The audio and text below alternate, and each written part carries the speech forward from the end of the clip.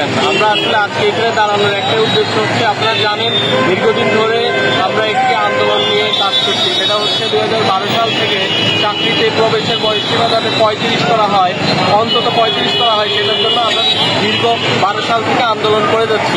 সেই আন্দোলনের প্রেক্ষিতে গত 30 সেপ্টেম্বর আমরা মাঠে আন্দোলন করেছি এবং আমরা যমুনা ঘেরাও করেছিলাম এবং সেখান থেকে আমাদের সাথে উপদেষ্টারা কথা বলে আমাদের দাবিটি বাস্তবায়নের আশ্বাস দিয়েছেন এবং একটি কমিটি গঠন করেছেন।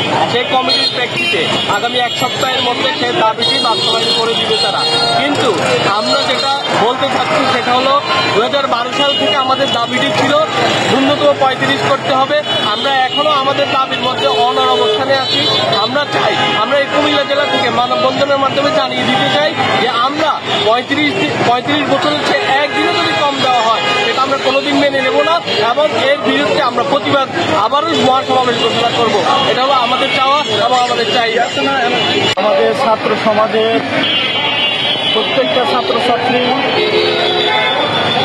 এসএসসি পাস করতে 17 বছর চলে যায়, ইন্টার 2 বছর, 19 বছর, অনার্স 4 বছর, কিন্তু শেষ করতে করতে 6 বছর 8 বছর চলে যায়। এর মধ্যে সেশন জোট থাকে এবং বিভিন্ন ছাত্র বিভিন্ন দুর্যোগের কারণে ঠিকমতো পরীক্ষা দিতে পারে না, যার কারণে পড়াশোনা শেষ করতে করতে 30 বছর চলে যায় এবং তারা এই সমাজের মধ্যে বেকার বোঝা হয়ে পড়ে থাকে, তাদের কোনো চাকরি হয় না।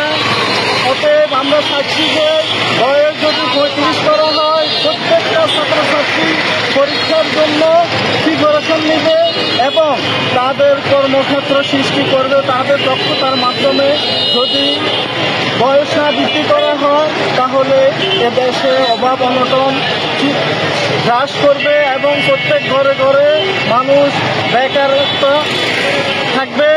আমরা পরিশেষে বলতে চাই যে বয়স যদি 32-33 করা হয় আমরা মানব না, বয়স অবশ্যই 35 করতে হবে।